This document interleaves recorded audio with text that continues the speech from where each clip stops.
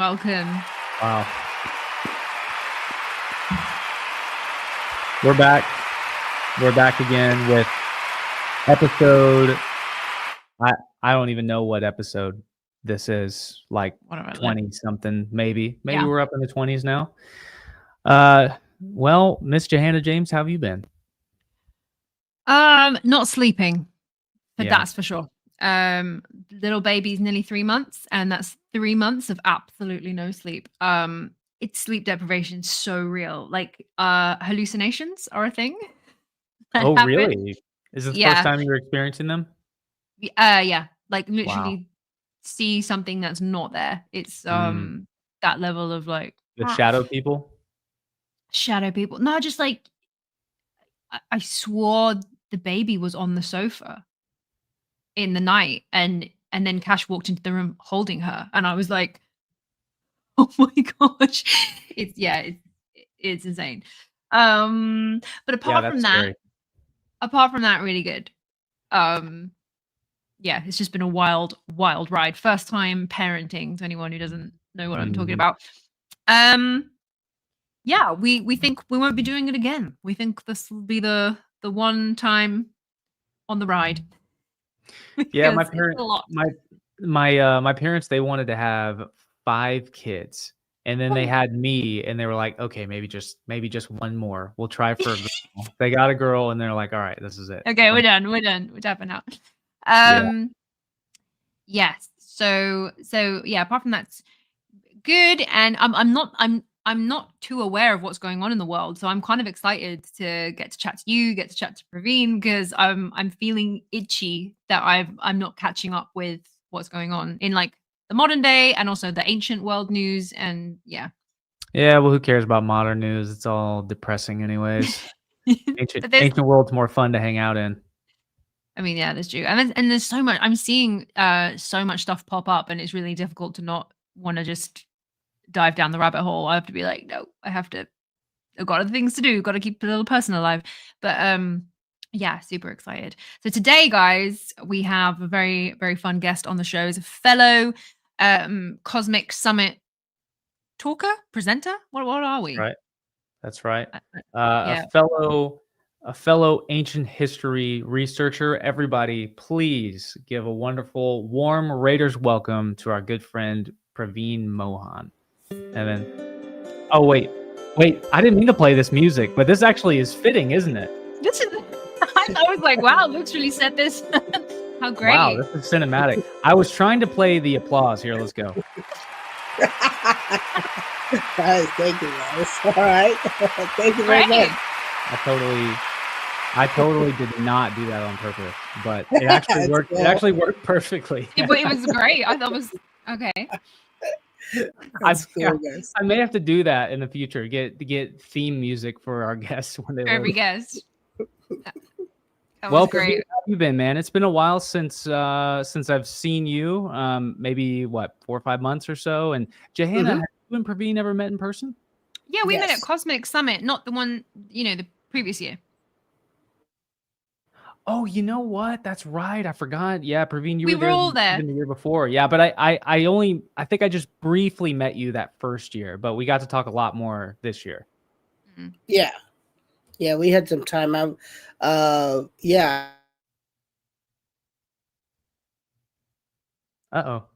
Oh no. Obviously in Raiders live pod, we do this live. So any technical hiccups, they're just going to be here. Oh, we've lost Praveen. He's back. He's back. Okay. Sorry, Praveen. We lost you for a moment, but there we go. Okay. Yeah, that's cool. So, yeah, I've met Johanna James in 2024 at the Cosmic Summit. And this time, I was wondering what happened to JJ, right? What happened to you? Why didn't you come to the Cosmic Summit? Now I know why. Because I'm having a baby. Yeah, that's right. I didn't know that, but yeah, that's really cool. Yeah. Congrats. Yeah, like I was literally had her in August, so it was just way too close to try and fly. Otherwise, that could have been a very different kind of presentation. Yeah. And then I met Luke Caverns. Actually, spoke a lot to Luke. We even planned on doing like a joint exploration, man. right? Yeah, absolutely. Yeah, I But yeah, you were definitely want to get busy. into India for sure. Yeah. Well, yeah, that's the most asked tour. People, I mean, I'm doing a tour in Thailand because most people, like, I know that you both want to like go to Thailand, but Mm. people, the Thailand is like known for what, debauchery. That's what you guys want to go there for, right? So you want to go there for for the clubs and street food and the beaches and all that stuff. But there is a hidden ancient world in Mm. Thailand that nobody seems to know about. Nobody knows about this, and it's a funny story um, because I've been to Thailand more than half a dozen times now. For the past 2 years, I've been researching on the temples of Thailand. And when we go through the immigration process, they are surprised. The immigration officers are surprised when I tell them we're going to explore the ancient temples of Thailand. And they're like, do we have ancient temples in Thailand? Because even the Thai people don't know that there are temples that are more than 1,000 years old with these insane details. Yeah. Yeah, it's pretty cool. So you you've lived in India your whole life, right? And so what was like your first what was the first onset that made you aware of this ancient Indian and Thai world? Yeah, yeah. Well, I mean, there's a little bit of correction there. So I lived in India for a few, like 2 decades, and then I moved to the U.S. for about 15 years. Okay. I lived in the Gotcha. U.S. for 15 years, and then I decided to come back to India, which is where I am now, right? Because I mean, you know the story, right? So you can take the India out of a man, but you can, you can take the man out of India, but you Yeah. can't take India out of the guy, right? So it's just not going away. Yeah. Okay, so so I decided to come back. Of course, I grew up inside the temple premises, which gave me a great advantage. Looking at all the carvings and the statues and climbing the towers and so on. Mm. Because when you're a child, when you're like 8 years old playing hide and seek, you're climbing a tower and just waiting in a dark corner, hoping nobody's going to find you, right? You don't have anything else to do but look at all these gigantic carvings and this elaborate, the demons and the deities and the stories between them. So I had a great advantage of understanding the ancient epics of India and all the Vedas and the Purana and all the stories Yeah. as well. But when I came to India in 2015, that's 10 years ago, my initial focus was on India for the first 3 years. I was just focusing on Indian temples. But then I started to kind of expand it and look at other temples because India today is a much smaller country, okay? India is Mhm. actually one of the probably in the top 10 countries or something like that by land. And probably, you know this, right? This is number one in terms of population, Mhm. right? Mm. We got 1 billion people. But today, India is actually smaller. It used to be maybe 3, 4 times larger Yeah. 1,000 years ago. That's It right. basically had all these countries that we talk about today: Cambodia, Thailand, Vietnam, Indonesia. All these countries were just part of India, and they were all embracing either Hinduism or Buddhism, Mm. and they both come from India. Okay, so I started to do my research, like big long term research, outside India, was in Cambodia. Yep. Nice. And I started to I was doing deep research in Cambodia for some time, but and then it became very popular around the COVID time because I had just come back from Cambodia and I started to post all the videos on YouTube, and Mm. it was COVID time, so people couldn't go out, so they would kind of watch it like over and over. So it was really good. But then a lot of people knew about Cambodia because of the Angkor Wat. Okay, Mm. now, like, most people don't understand that, right? So what's the largest, not just a temple, what's the largest religious structure in the world? it's not a church or mosque, it's a Hindu Angkor Wat. temple. Mhm. And that's not even in India, that's in Cambodia. Okay. And it's bigger than the entire Vatican City. Right? It is absolutely gigantic. You can't even comprehend how big it is when you're walking around it on foot. You've got to go see it and then look at a picture of it from the sky to actually get an understanding of just how massive that place is. Yeah. So people knew about Angkor Wat, and they know, like, wow, this, Cambodia used to be like a Hindu country. It's full of these ancient Hindu Buddhist temples, right? That's right. But then nobody talks like that about Thailand. No. Right? Nobody talks about that like that. Yeah. Luke or Johanna is gonna go to Cambodia to look at temples, but you probably wouldn't go to Thailand to look at temples, right? Not yet, right? And that's what I'm starting to do. Is I'm gonna start posting temple after temple, okay, in Thailand, ancient temple after temple. In 2 years, it's going to be normalized that yes, Thailand is full of ancient temples, and that's what we're trying to do. Because cool. I mean, yeah, we really need to tell people that yes, there are, like, see, today we're talking like, oh, Cambodia is a different country, Thailand is a different country, and there sometimes they even fight between each other. I'm sure you've heard of this in the news. But back then it all used to be just one country. Okay, it used to be. Just a question: the ancient temples in Thailand, are they from the same builders, the same artists as the ancient Cambodia and ancient India? Some of them are. Some of them are. There are a variety of. Well, I mean, we're going back to mainstream history and archaeology, but if I want to give you a concise answer, some of the builders are, for example, Khmer. Okay, That's so right. the Khmer Empire emperors and the builders were in Cambodia as well as Thailand, because these borders were drawn maybe in the last few decades, right? Around 1940, 1950, 1960. Before that, they all used to be the same kind of, place, right? Yeah. And there are distinct cultures there as well that are kind of exclusive to Thailand that don't overlap with Cambodia. For example, we have the Dwaravati culture, right? That is completely different. Those are the guys who built these pyramids in Thailand. Yes. So the pyramids, when you say pyramid, are we talking more Egyptian pyramid or Mesoamerican pyramid with the steps? It is going to look very similar to the stepped pyramids of Mesoamerica. It's going to look very similar. Of course, a lot of it is destroyed. Okay, a lot, like there is a pyramid called Tep pyramid in Thailand. It was, nobody knew that this pyramid existed even before 100 years ago. I think it was only revealed. Really? Yes, in 1938, I think.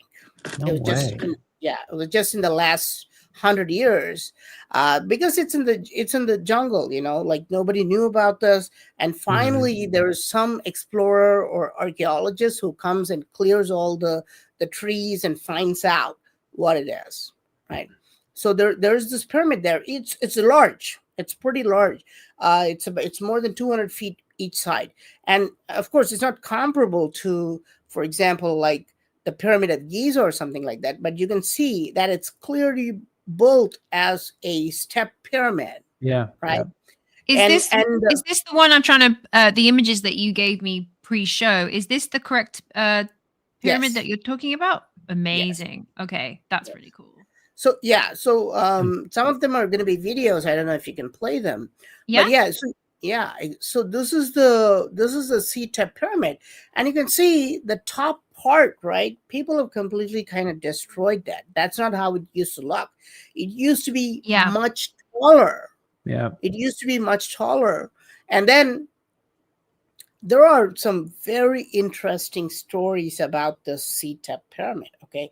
So here she's playing a video where she shows that we are able to take you on top of the pyramid.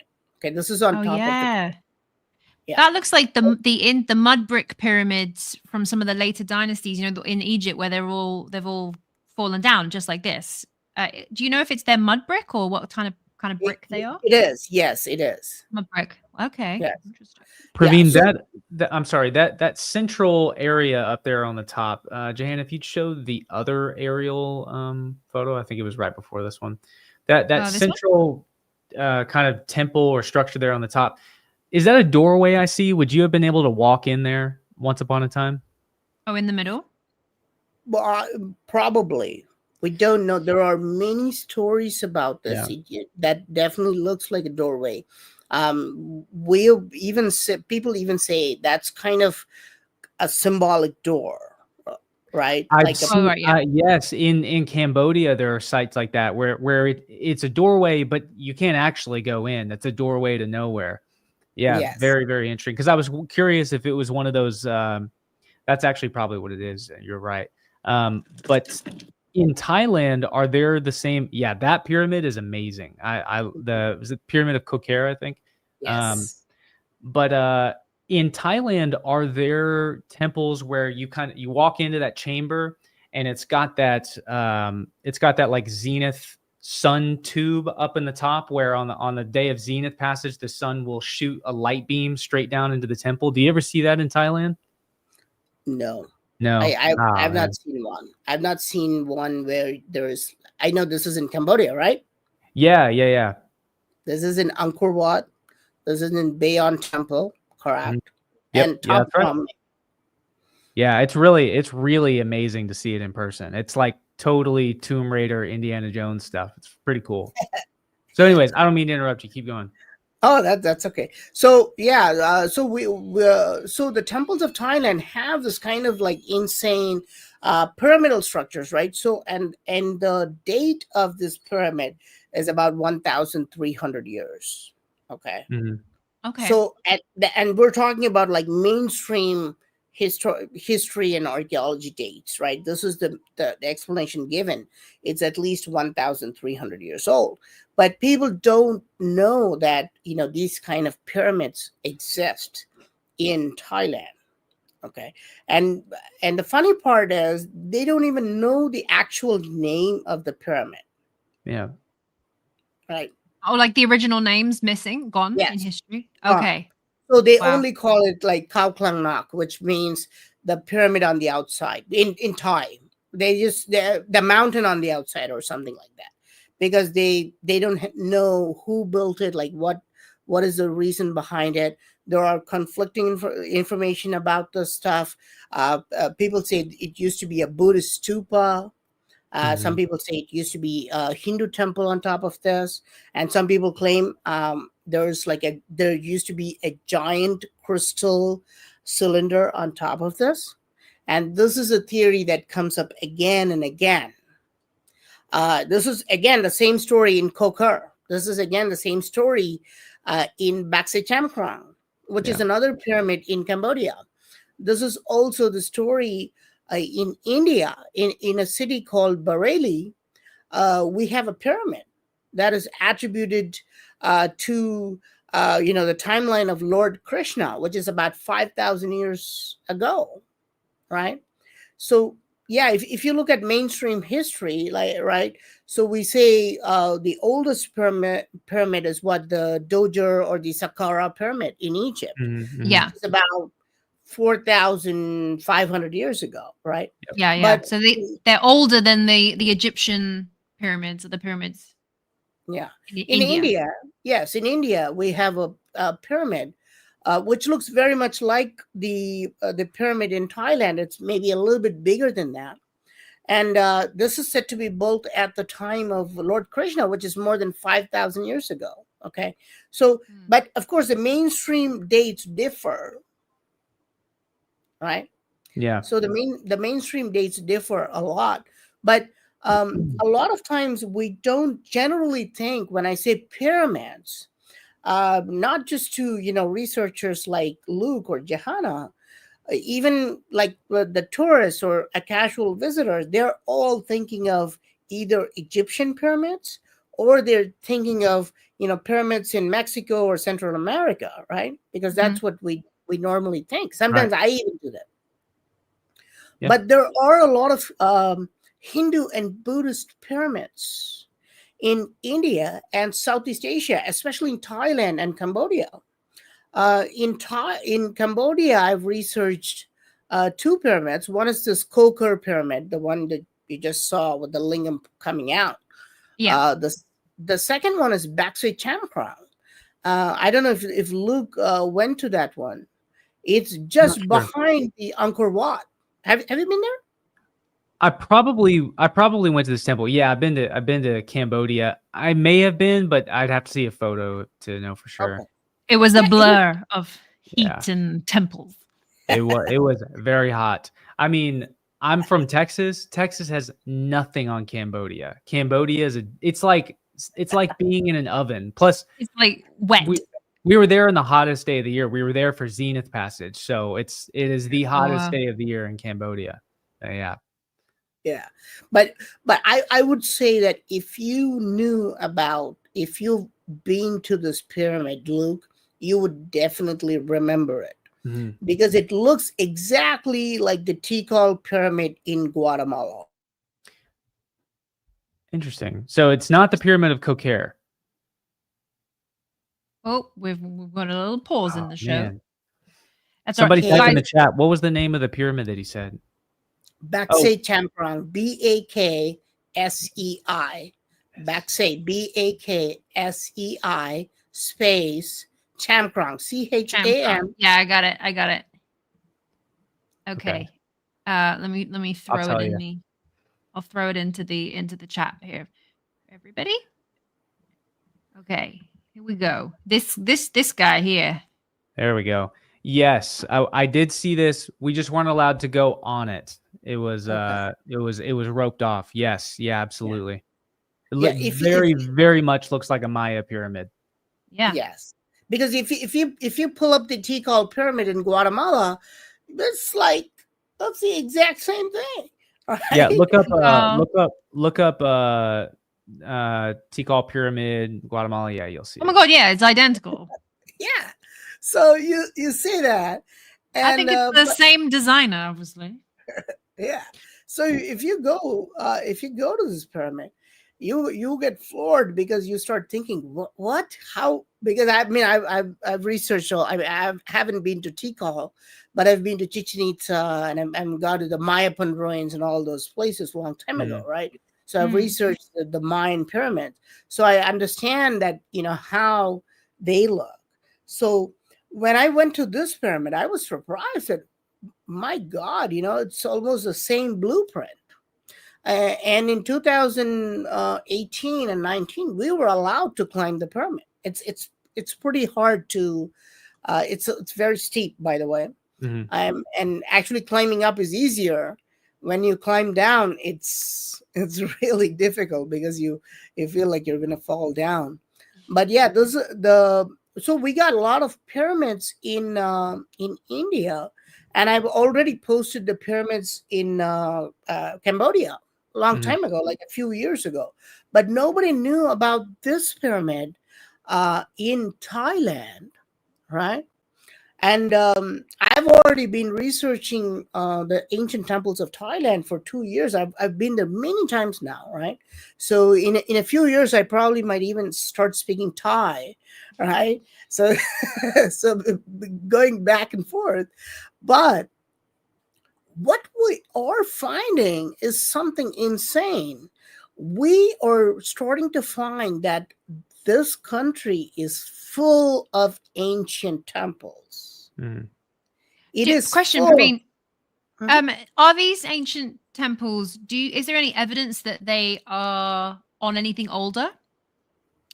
Or is there any like built over an older site? Like are they or the bedrock features? Sorry, my camera for some reason is going in and out today. Yeah, that was a question I saw a bit back earlier in the comments. Are they built on anything older or into the bedrock at any point?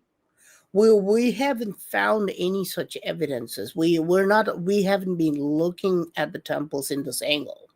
Okay, so Okay. if some researchers come and they start looking at it in this angle, then you might Maybe. find more information, right? Yeah, Okay. Because Yeah. what Because the pyramid of Giza, I'm not the middle pyramid, second pyramid. The bottom of it is there's like one whole half of it that's just it's not built pyramid. It's bedrock, and then they just sort of built the pyramid into it. And I'm now I'm looking at ancient sites, going what was there? Was there any part of this site that looks like it could have been here before? And yeah, just well, trying to- we haven't been looking at it from this angle, but yes, I'm sure. What we're basically doing is that what I'm doing is trying to do these tours as a stepping stone Mhm. to kind of like tell people about the temples of Thailand. In a few years, in 2-3 years, a lot of people, including Luke, Johanna, Hugh Newman, and Billy Carson, and all these people are going to start. I hope they do more tours in Thailand. Like I'm sure you guys have planned some tours about Cambodia or India because you already know about the temples, right? Sure. But these tours and my videos are just stepping stones to kind of just tell Yeah. people like you about the temples, because these temples need recognition. They're just like the underdogs now. Yeah. And I'm going to put a link because you have a website for your tours. So I'm going to put a link in the description box at the end of the live. So anyone who wants to literally go on tour with you, Yeah. can. Yeah, but yeah, we in our last tour we did have a few researchers, but they were more interested in the ancient technology and how the rocks were assembled and all that stuff. Mhm. And they've done some astonishing engineering work in these temples. There's one temple called the Phnom Rang Temple that Mhm. we are going. And this temple has underground structures, a lot like kind of a concealed pipe system, okay, Okay. which is like an underwater filtering system, right? Right. I've got the images here. So is it this temple? The Phnom Rang Temple. Yeah. Yeah. This is the one. So yeah, this is the Phnom Rang Temple. Wow. You can see how big it is, right? It's on a mountaintop. It's on a top of an extinct volcano, right? Yeah. So you can see how big this temple is, right? It takes like it's an insane temple, but if you go into the main chamber, it's really fantastic. So you can see the lingam there. This is a new one, right? The original was made of a completely different material, but right next to it you can see underground structures. Okay, so so you can see Oh, yes. so you can see underground, like smaller underground chambers. They're not real. They're no big than maybe 2 feet or 2.5 feet wide. Okay.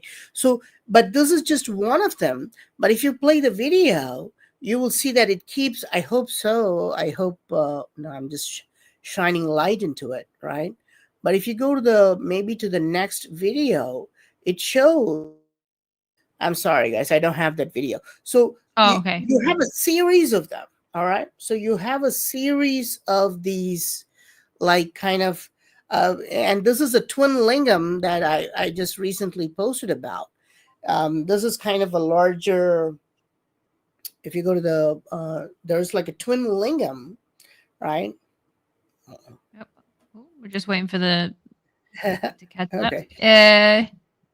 This was it. This one? Yeah, that one. Yeah. So this is kind of a twin lingam. Okay. So it has like two holes, but if you put your hand inside, it's completely hollow. Okay. It Wow. scooped out everything. Yeah. Oh, wow. Yeah, like inside a whole chunk of rock, they've managed to make like a passageway. Correct. So they kind Tiny. of scooped out everything, and they've done this. And this is just one example, because I'm sure both of you know about the lingams. The lingams is basically a cylinder on top of a base, Mhm. right? Mhm. That's how a normal lingam looks. But in this temple, we have multiple lingams on the base, which is very, very unique.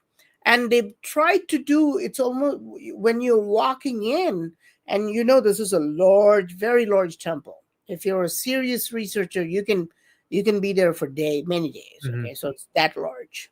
So you can see that the ancient builders were kind of experimenting with these lingams. They were creating all sorts of different lingams, and they were also doing like underground, like water filtration system. There's a lot of like underground chambers there.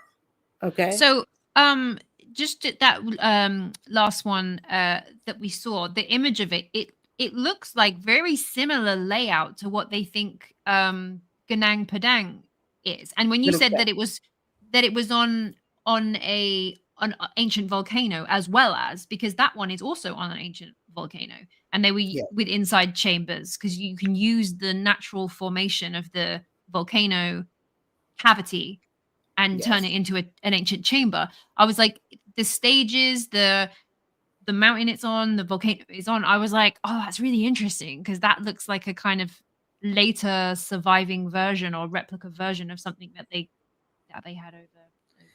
Yes, because today the way we are thinking about these temples, right? Today, the way we are thinking about the temples is like, oh, Gunung Padang is in Indonesia. It used to be like an ancient Hindu temple on top of a volcano, that type of stuff.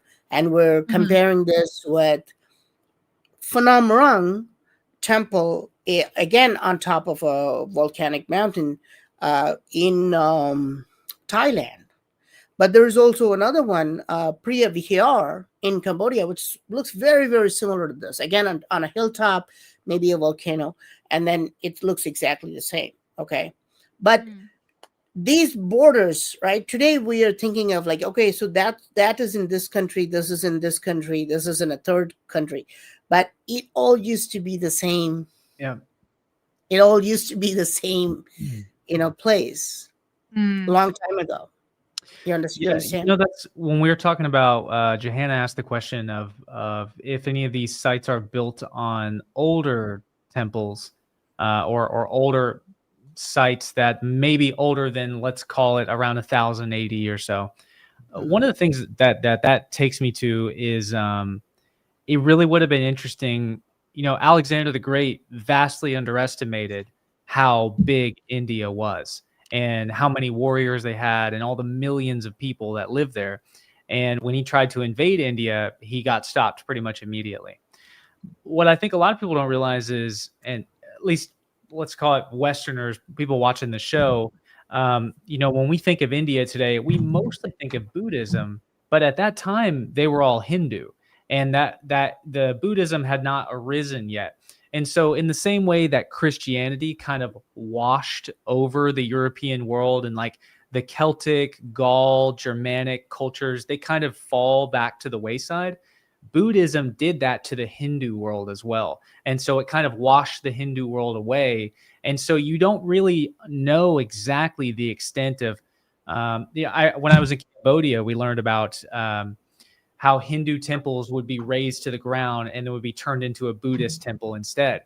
And so you have this 6,000 to 8,000 year at least long history of the Hindu world that we have a very imprecise understanding of. And so it would have been really cool to see if somebody, if we had historical accounts of people going through the Indian world in 300 BC during the time of Alexander, but a lot of that just doesn't exist anymore. And a lot of it's been covered up and destroyed. And so, I definitely think that there is, just on the outside looking in, I definitely think that there's a high probability of even more ancient cultures in the Indian world that spans all these modern countries, of things that were destroyed, hidden, buried, not yet found, still sitting underground, still sitting in the jungle. There's so much out there. I'm just going to jump in. There's a question for you, Praveen, saying, what is your favorite temple? Because you've seen a lot of them. Do you have a favorite or a top 3? It keeps changing a lot. Luke Skydropper. What's your favorite temple, Praveen? Yes, Luke. So, yeah, it keeps changing a lot. My first favorite temple is the Kailasa Temple at Ellora Caves. It's carved out of one solid piece of rock. Right? Mm-hmm. They just completely changed a hill into a temple. Oh, Alora, yes. Yes. Yeah, that's an amazing place. Yeah. Imagine Kailasa, the pressure of not getting like one bit wrong. You know, if you're the dude that messes up that, like everyone's done it perfectly for 2 miles. Yeah. Like... and Praveen, the pillars, like the columns that are there, they're not actually touching the ground, right? They're like hovering above the ground. Is that right? Not that one. Okay. That's a different temple in Lepakshi. Yeah. Okay. Because but it's the same like civilization. Same civilization. Yeah. So the only reason that they would be doing that is just to show off it's how a flex. good. It's a flex. Yeah. It's like, look at don't even need to touch the floor. Yeah, maybe. Actually, that reminds me of a really just a quick story. You know, after the fire of London, there was obviously a massive rebuild, and there was a young architect who wanted to put pillars in this church. And he was like, they were like, you need to have minimum 12 pillars to support the structure of the church. And he was like, no, I've looked at it and I think I can do it with 6. And they were like, you're young and you're stupid and you minimum's 12. And they were like, we will not give you the money to build the structure of the cathedral or the church unless you do 12 pillars. And so he was like, fine. Anyway, so cut to 400 years later or 600 years later, and some people are cleaning up in the rafters of the church, and they notice that 6 of the 12 pillars that are in the church are like 2 inches off the ceiling. There's no point for them, but he just did it to like bow to the older architects. But I was like, I think that's so cool that like the payoff didn't come for 400 years, but just to be like, so, maybe they were doing that in that site. The foreman of the architect of the project was like, no, we have to have all these temple things. He's like, we'll put them there, but they won't touch the floor. Yeah, that's a good one. Yeah, well, we can see a lot of this. A lot of times we do not understand why they created certain thwe and of course, today that it's probably because I mean we are always going to judge things by what we see today, right? So we just try to think of the ancient builders very similar to us, right? Hopefully they had the same mentality like us. So when we see moving parts in Indian temples or Hindu temples, we tend to think, why are they making these moving parts, right? You will see, and you can easily dismiss them as, it's just a flex, by the way. Yeah. Right. It's possible. I'm not saying it's impossible. For example, you'll see the chains like hanging from the temple ceilings. Okay. They're all made of granite. Imagine making chains out of solid granite, right? Yeah. That's tough. You see them. Yeah. And of course there's definitely beauty involved. There's there's art. There's no doubt about that. But you also want to, like, sometimes you wonder why. And it gets even better, just like what Jahana is saying. Sometimes the most important carvings and the most interesting carvings are found in the deepest, darkest corners of the temples. Yeah, that's right. Okay? Yeah, so you'll have a statue that's been lying in a deep, dark corner, right? That's standing. It's like made of dark, shiny, dark stone that nobody's gonna see. And it's been standing in a corner where there's no light for like the last 1,000 years, right? And you go and you shine your flashlight and you realize there's like a 1 millimeter hole inside its ears. And you can put a stick through this one and it comes out, right? And they're not doing it.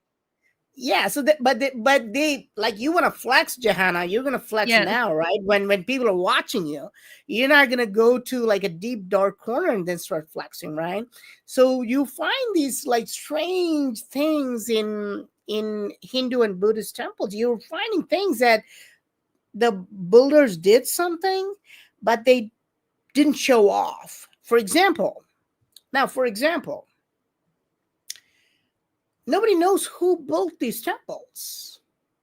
There's no written inscription that says, I am the engineer who built the Kailasa temple. I am the engineer who built the Phnom Rang temple in Thailand and on a mountaintop, right? So if it was done today, right, Yeah. you can see this with people. They're just writing their names all over the walls of like a small, little structure they build, and they tell the world that they're the ones doing it, right? But the ancient builders were very, like, they didn't want to tell anybody. They didn't want to, It so was it's kind of, humble. They were humble flexing. yeah, maybe so, yeah. Showing off. And the same and the same thing with texts as well. Okay, so the ancient texts, a lot of these ancient texts written in Sanskrit, you don't know who wrote them. They don't say this, I'm the author at all. They just start, right? So you have all these, and this is what becomes very, very interesting to us, because the more I search and research and explore these temples and ancient texts, the more I realize that they're completely different beings. They're not relatable to us. They didn't have emotions like that. They didn't have, they were completely different, right? They did not care about things like us. Different priorities. Like we're Correct. very much we need to get the credit. Everyone has to have like, yeah, you get the praise and the credit and the name on They things. are shockingly similar people to the Maya of Mexico. My professor, Dr. Barnhart, he spent so much time studying the connections between the Indian world and ancient Mexico. They exist on the same equatorial line. They existed at the same time. And they studied the same stars in the night sky and acknowledged the same celestial movements and astronomical events, all exactly the same time. And he calls them twin civilizations because they build so many of the same looking structures. It goes even just beyond the pyramids that look similar. And they also, during certain periods in the Maya world, do not take credit or put their own names on their temples. So they create all these temples for the gods in a very humble, pious way and take no credit. And these people just disappear into time, and you never actually know the identity of who they are. And the more I hear about the Indian world, the more I'm like, man, that's so similar to Mexico. Yes, we do have some people researching this. The word Maya itself is a Sanskrit word which simply means an illusion or magic. And then we have a god called Mayasura. Okay. He's a master architect. He's known to build all the great structures and all that stuff. And if you look at the, I'm sure you know this, the Mayan civilization begins with a strange god coming via the sea. Yep, Okay, that's true. So yeah, and we can see all the same thing, different gods coming up and the gods fighting each other. It's always fun to go to the Mayan museums because you can see how fierce these gods are, punishing, the people who did wrong and all that stuff. It's very, very similar to this. And it would be interesting if we look at the linguistics, right? So it would be very interesting if somebody looks into the linguistics of the Mayan language, right?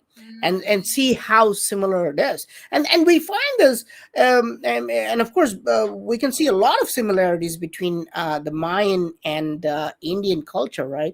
But we can also see similarities like of beings, for example, the Naga, right? Yeah. So the Naga, the snake-like reptile thing, it appears again and again. It appears as Nakash in Israel. It appears as Nabkal in Egypt.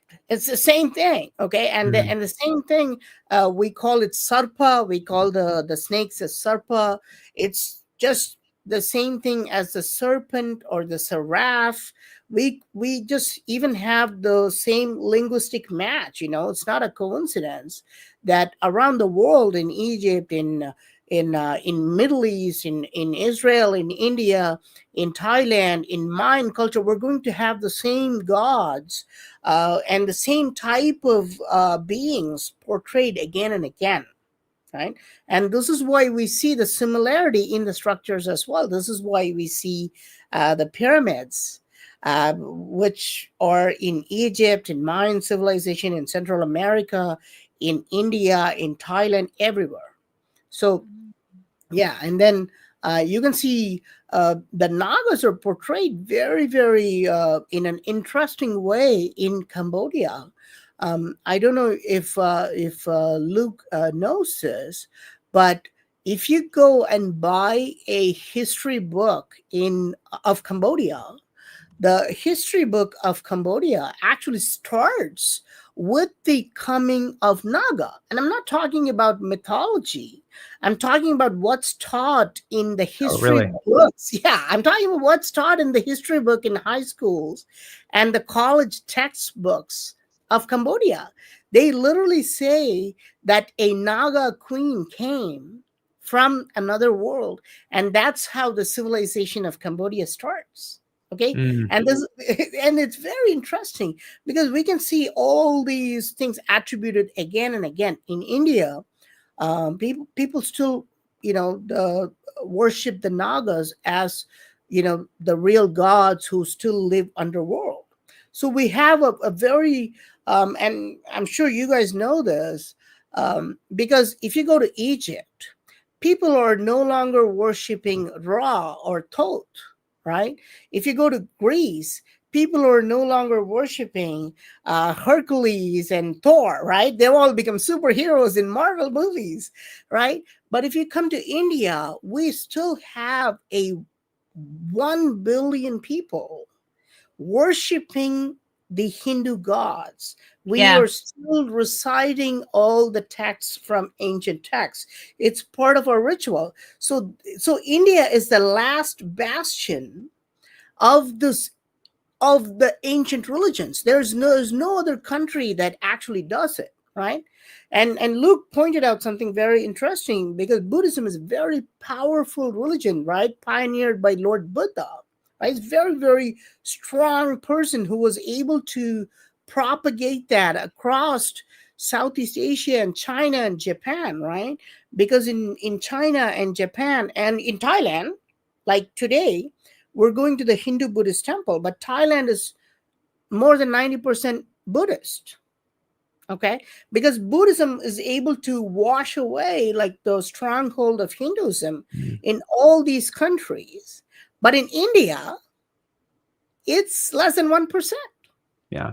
Right. So it's a fortified Hindu religion there. So, which is surprising, which is very surprising, right? Because I always say this, and sometimes I go to the Buddhist conventions and they bring me because I'm everywhere, right? So I love Buddhism, I love Hinduism. So they take me, especially in places like Thailand, people from Taiwan and China. They always come, the Buddhist monks come, and they take me to Buddhist conventions. And I tell them, I don't know if you know this, Buddha was born in Nepal. Yep. Right. Yeah. It used to be India, by the way. So we always say Buddha is born in India. But he got enlightened in India. Okay? He got enlightened in India. But India has less than 1% Buddhism, right? But the other countries, they're like majority Buddhist, which is if you think about it, right? If Luke is famous in India, but he's not famous in the US, then something's off, right? So it's kind of like that. Yeah. So it's like Jesus, right? So Jesus is he should be the primary kind of God in Israel, but he's not. No, he's not. No, Europe adopted Jesus, actually. Yeah. People talk about that. But outside the Middle East, adopted Jesus, and within the Middle East, he's like nodded to, but he's not the centralized Yeah, people Yeah. don't realize that. Jesus really grew, not to get off on the whole thing, but he really grew in Greece and then spread across Europe and then came to America. Very, very, he's not as big of a figure out in his own stomping ground. Part of the world, yeah, where he came from. That's So, interesting. So he's all Yeah, right, Praveen, we same have, thing with Buddha. Same thing with Buddha. He is he has very less followers in India and Nepal, where he's originally from. So, like Jesus. yes. all right, so we have quite a handful of Okay, let's do some questions. We'll comments and fire questions. here for you. So here, let's start with the first one. Oh, look at that. It's from me. Oh, it's from You got to tell me, Luke Caverns. what do you think of the lotus flower? I know it's all over the Indian world. I'm not going to say anything. I'm just curious on your thoughts on it. Well, you were asking me a deep question there, right? So, do you have lotus flowers in the U.S. and in the UK? Do you have lotus flowers? I might Not have a lotus naturally. flower that I have brought home with me. that he has. But no, stolen. there is only, I think there's only like one institution here in the US that has like a species of lotus flower, but no, they don't grow naturally here. Okay. Yes. What about you, Johanna? No, none. I don't think there's an English lotus. We don't have a lot of water plants. Okay. Well, Lucas asked me a different question because I focus on the temples and the architecture and stuff like that. But Lucas asked me a question in botany, right? So he's asking me about plants. But I'm going to see how much I know about the lotus But they do flowers. appear on the temples, though. Yes, they do. Yeah, yes. Yes, they do.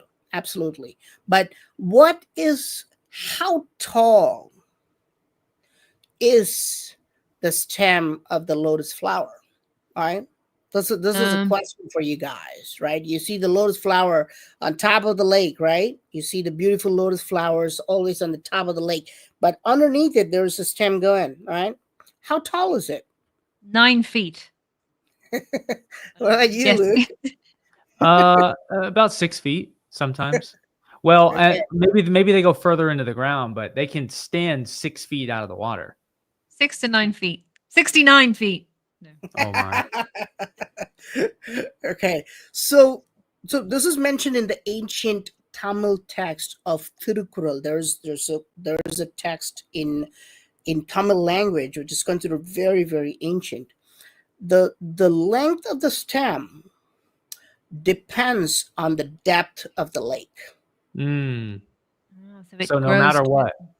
So no matter what. So the stem goes all the way to the soil under the lake. Okay. So if the lake is only like 3 feet deep, the stem is only 3 feet tall. So we were both right, depending on the lake. It's like somebody asking you how many people in the cemetery are dead. It's like all of them. They're all dead. Yeah. We hope. Yeah. So this is mentioned in the ancient text where it says the length of the stem is based on the depth of the lake, and similarly, right? The things you will achieve in your life depends on how big you can think. It's quite deep. Yeah, this is more than 2,000 years old, and this is mentioned there. And I don't know if you've read this book, it's called The Magic of Thinking Big. I think there's a famous author, David Schwartz, wrote this book. Says Magic of Thinking Big. Always think big, don't think small, right? Yeah. And this is he wrote an entire book about this, saying that you have to think big, don't be negative, always think positive, think big, don't do anything small. But this is mentioned in an ancient Indian text more than 2,000 years ago, which draws the parallel between the lotus and how you're supposed to think. You're not supposed to think small. Now, I really like that. Yeah, I'm gonna use that. I'll be like, I'm the lotus flower. I need myself a bigger lake. Yes. I like it. And you can grow into your potential. Yeah. And then it's mentioned again in another ancient text where the lotus leaves, I don't know if you know about the lotus leaves. the lotus leaf, the water's always on top of the lotus leaf, right? But it's waxy. The lotus leaf is Ah, waxy. naturally So waterproof. it never, like it is in the water, but it's never, like, it never lets the water go into the leaf and the flower. Okay. And this is also mentioned in ancient Indian texts, saying that that's how you're supposed to live life. You're going to have all these aggravations and all these problems and even pleasures around you. They're always going to be around you, and that's what you will be. And this again ties into stoicism and how you're supposed to be a stoic person, not to allow anybody to get into your skin. Yeah, you But don't this, absorb it. Don't yes, you absorb don't it. observe it. You're in the middle of the misery, right? But you don't. You're going to act like the leaf of a lotus flower, right? Not allow anything, and even worse, right? And even Buddha mentions this. You can even allow misery to get into your skin. That's fine, Mhm. but don't let all your achievements, right, Oh yeah. get into your head. Yeah. Right. So this is all mentioned in the ancient texts, and because the lotus flowers are so common in India, and these are beautiful flowers, people sell them in Thailand and Cambodia too. They're They're huge always too. selling. Yeah. Yeah. Yeah, so they're always selling them. And the lotus flower, if you look at it, the lotus flower always starts to bloom when the sun comes out, and it goes back when the sun goes back. Okay. And because of its connection to the sun, the sun god Surya is the sun god of India, right? He's the personification of the sun, and he's always holding lotus flowers. Right. Okay. They Because the open lotus, for him. correct. And this is something I discovered maybe like 10 years ago. The lotus, the sun gods are carved in Hindu temples. If they're shown with like lotus flowers wide open like that, that means it's a noon sun. Mm.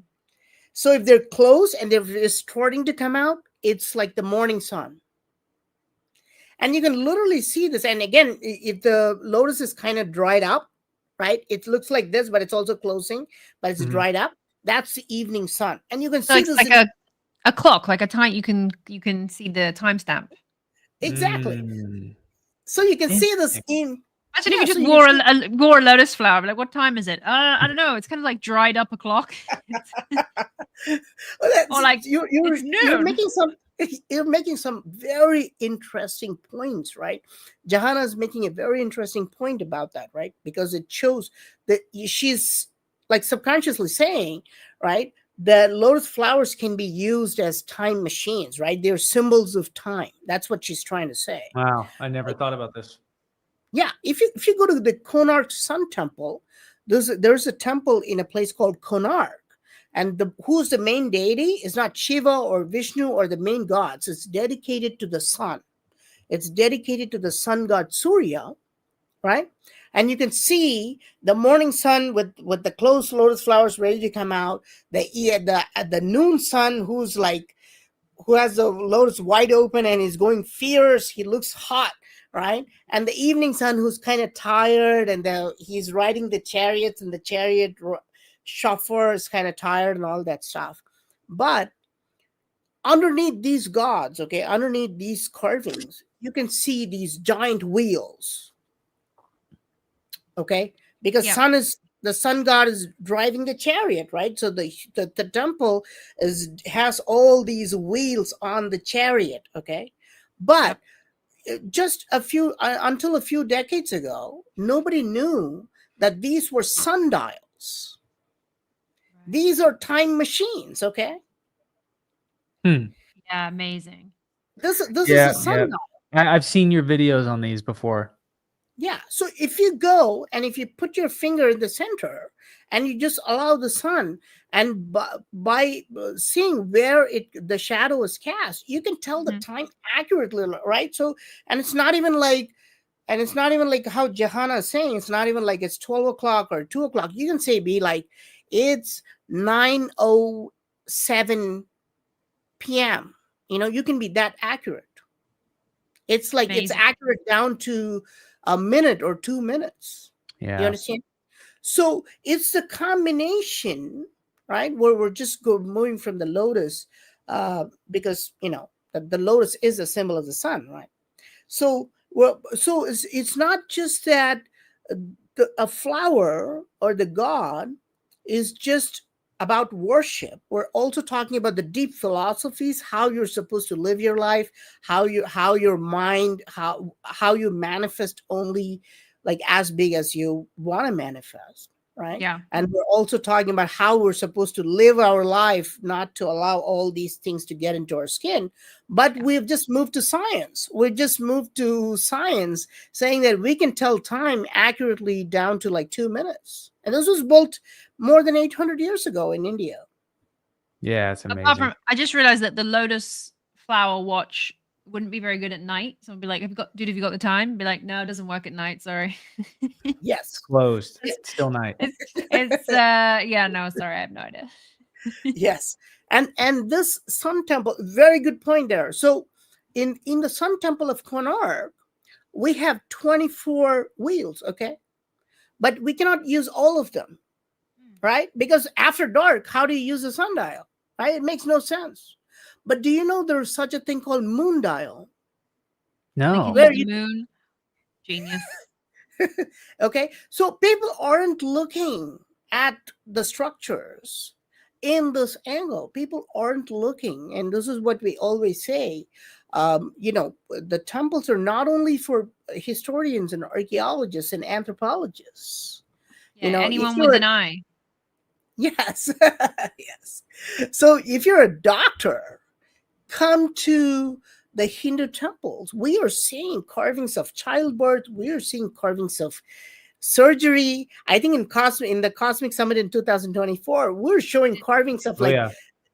people pulling out the tooth, people doing surgery, people doing all sorts of things. Okay. Crazy. Yeah. So we got like medical information, medical technology, architecture, engineering, science, art, all sorts of dance, various types of musical instruments.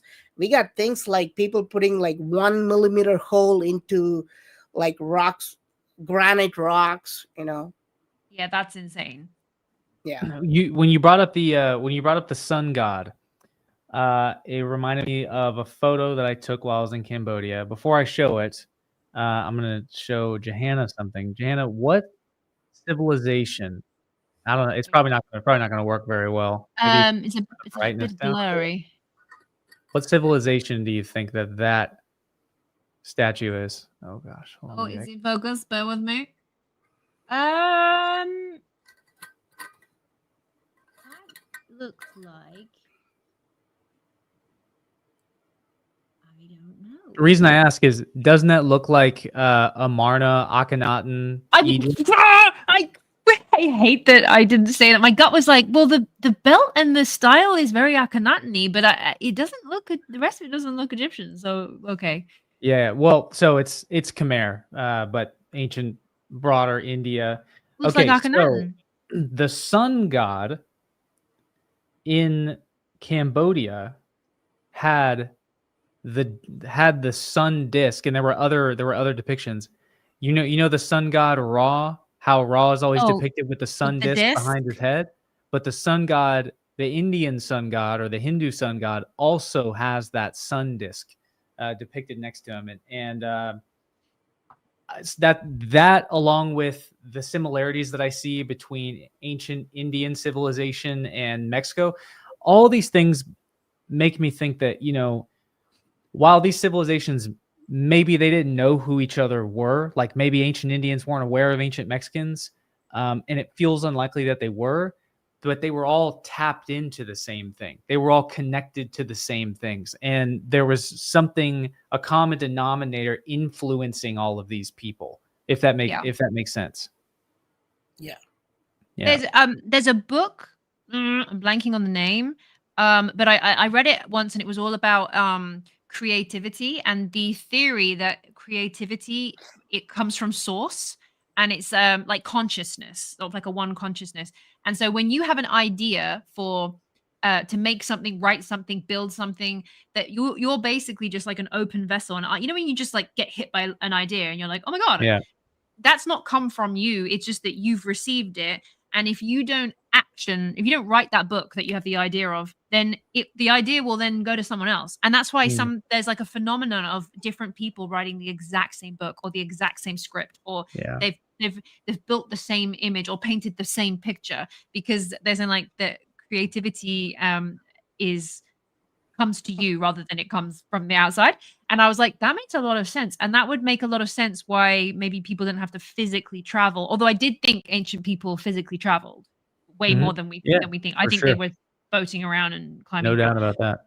But it makes sense, like you said, about the source, so that everybody was getting the idea of the same shaped temple and the same shaped stuff, because they were all tapping into the same creative source bucket. And that it made sense. And that's why that explains the phenomenon of why two people can have the exact same idea and they've never met, and they're in opposite countries. Yeah. All right. So okay. Tammy was saying, Tammy commented that my lecture at Cosmic Summit was awesome. Thank you very much, Tammy. I appreciate it. All right. So lightning round with these quick lightning round. We're going to come into land for the show. All right. So maybe at some point in this conversation, you could have with Praveen, comment about the Fang deity and parallels to it in religions around the world. Okay. Praveen, are you familiar with what the Fang deity is in South America? Have you ever heard of this before?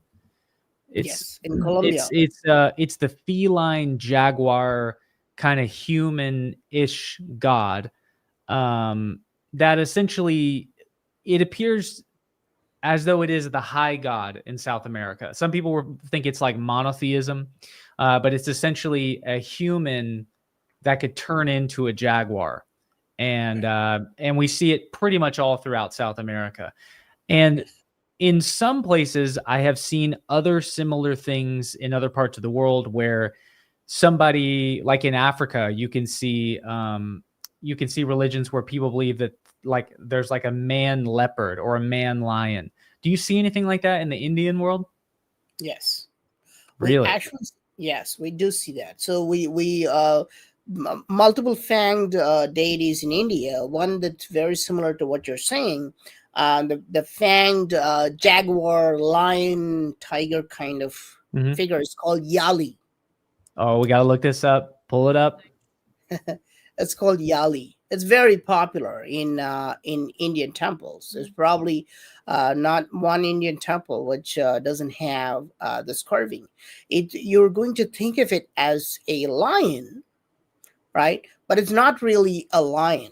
So if you start to look at the Yali carvings, you will see a lot, and they have these. That's the most dominant feature. They have these fangs coming out. Okay. Quickly googling the Yali. Yeah, YALI. Okay.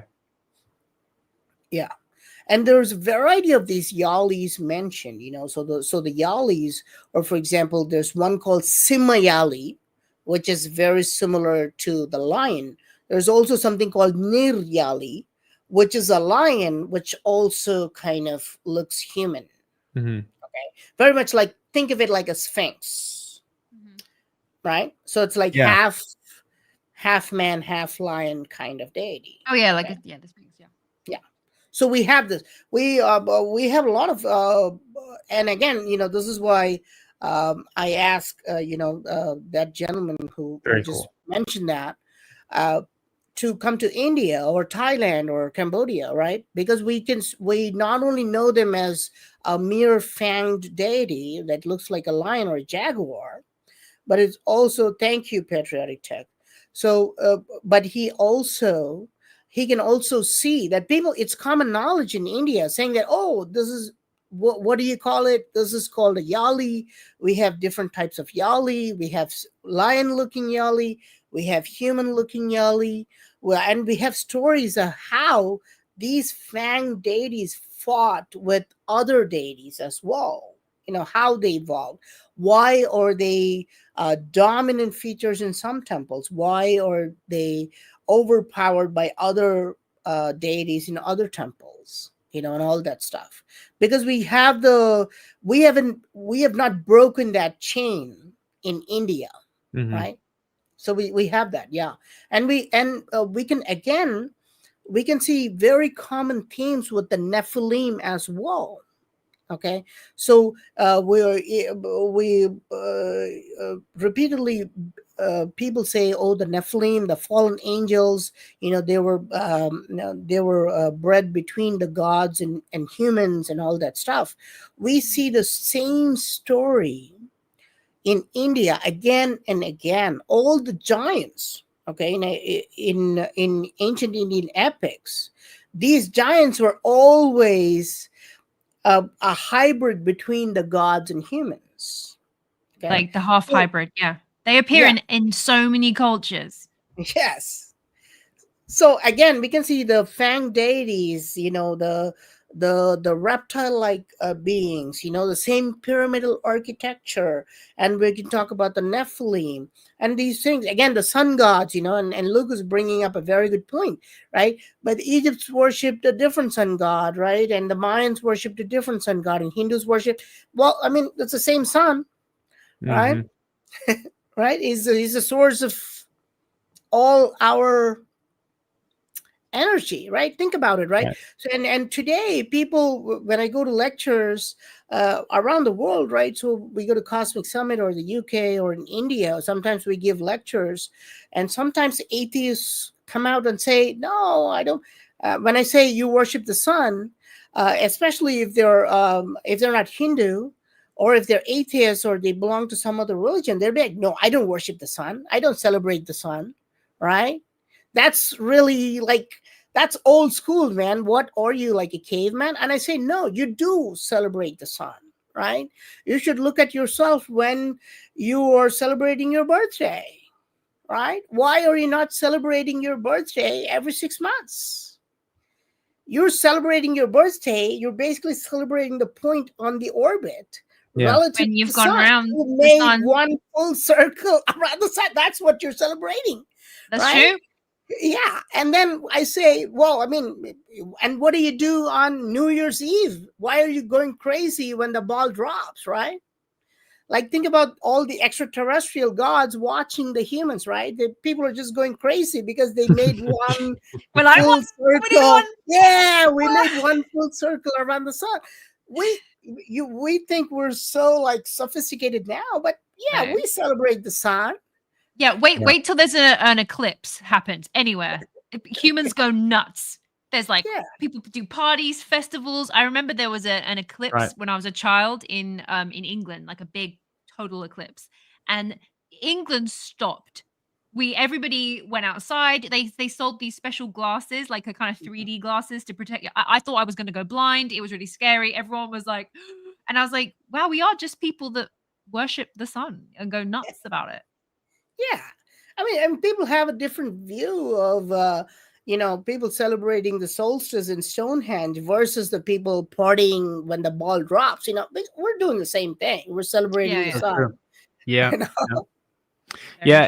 Every holiday, every Christmas, especially here in the US, all you hear is they're very, I should say, staunch Christians who will talk poorly about any people celebrating Halloween. And I'm like, these are all astronomical holidays. Like it all has to do with where the sun is at in the sky and what the season is. And don't get me started on Christian Christmas traditions that we've just stolen from ancient pagan. Like if you have a Christmas tree, if you bring a Christmas tree into your house, the idea of bringing in an evergreen tree from outside and decorating it, it's the most pagan thing ever. And I always find that quite funny that we nobody really understands where all of the laws come from, but often it's got really old, ancient. Yeah, and Halloween is just the Celts, the insular Celts up in Britain. They would when the dark half of the year began, at the end of the harvest, the winter is coming in.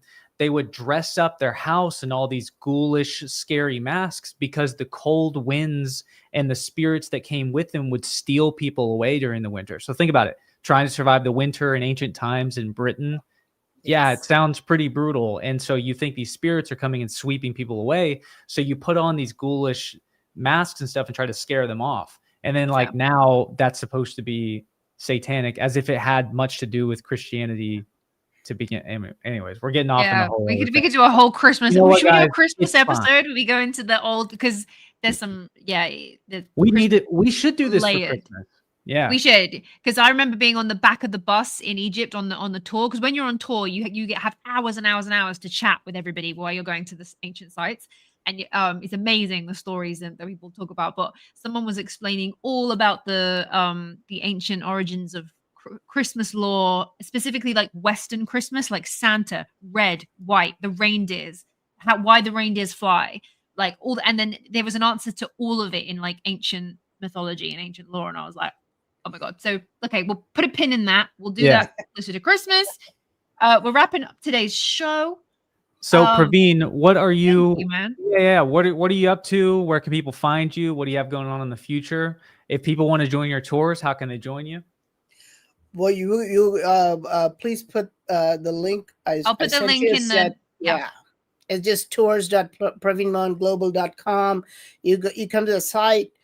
You can just sign up immediately. It's only 20 days away, and we only take a limited number of people because we want this to be kind of a personal experience. We don't take more than 20 people. We don't want a large crowd. We'd like to answer all the questions in depth, like the tour we did last time. It's so good that a few people have signed up again. That's awesome. Yeah, in 2 months they want to come back to the tour again. Is that good? So we only have a limited seats, a few seats left. So if somebody wants to join, they can go to the link and they can sign up right away. But it's only 20 days away. Okay. It's I put the link. I put the link now. It should pop up in the description box now.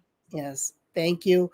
And of course, my name is Praveen Mohan. So I don't do, I don't run like anything commercial. There's nothing else on my website. You can just Google my name. You'll probably find me on YouTube under Praveen Mohan, and then on Facebook under the same name, Praveen Mohan, or Instagram. I post a lot of content, like I post a lot of research. My research is basically boots on the ground style. I go to these places, right? Yeah. So even to do the Thailand tour, I've been going to Thailand since like 2023, 2024. So I know these temples.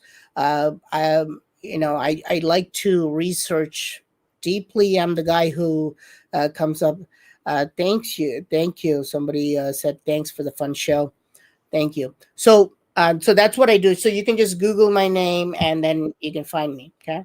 Yeah, it's brilliant. Your channel's amazing, because for anybody who can't make it out to these sites in India or wherever, you go and you document it so well, because you are boots on the ground, and you're not just boots on the ground, you're hands in the thing and eyes down here, and like you're looking at the back, and you're looking at things that other people, the tourists might be looking that way, and you're upside down looking that way. And that's what I love about your channel and your work. Thank you, Check out Praveen, guys. Yeah, man. Well, it was a pleasure to have you on, and I feel like we could talk 10 more hours about this, literally. So we're definitely gonna have to have you on again. I have so many questions. Like, I could have turned the whole lotus thing into like a 3-hour conversation, but I was fighting the urge not to do that. But definitely sometime. Now I feel like we've had you on and we've covered a very broad spectrum. Next time, let's be like, all right, we're just going to talk about this for an hour. Just this one thing. Yeah, absolutely, man. And I also, we shouldn't just like hang out as online, we should also do it like in real life, right? So we should do tours Totally in real down. life. We should go to the conferences and stuff like that. Not, you know. So Yeah, we we good. do. We see temples during the day, and we go to Bangkok at night, baby. Yes. Thailand Thank you. experience. Yeah, Amazing. your followers are very nice. They give me a lot of compliments. Thank you. I appreciate Yeah, that. yeah. One We last- Yeah, we have a the nice Raiders, community. the Raiders are a good bunch, a very good bunch. Thank you guys. Yeah. I appreciate And, I appreciate everything. So, and yeah, awesome. Okay, well, thank you very much. I have a screaming baby in the back, so I've got to bless her. Awesome. All right. Well, Praveen, thank you so much, sir. We're going to do this again sometime. And Johanna, thank you so much for being the co-host again. And Raiders, we will see you all again very shortly with a big episode coming up next. Oh, big. Huge announcement. You guys be Huge. ready for it. Be ready for it, because what we're announcing, all you guys in here that like to tune into the show, you're going to be the first to know about it. So, all right. Catch y'all later. Bye. Bye. Oh, we're still on the live. Just me and Praveen. What am I supposed to do? Am I supposed to leave it? Well, Let's apparently do it. we're still live, but somehow, okay, let's leave. Let's Sorry, guys. Let's I'm take an over. amateur. To end the live. I'm an amateur. Okay. I left the studio. I And left. we just stayed on the live. And I just walk off now. Bye. I just bailed on you guys. Should I leave the studio, or should I? What am I supposed? We just leave Praveen in here. Okay, leave. alone. Praveen, Sorry, it's over guys. to you, Praveen. You just take it from here. Praveen, Sorry, Praveen, you guys. watch everybody. We'll be back next month. Okay, I'm going to leave.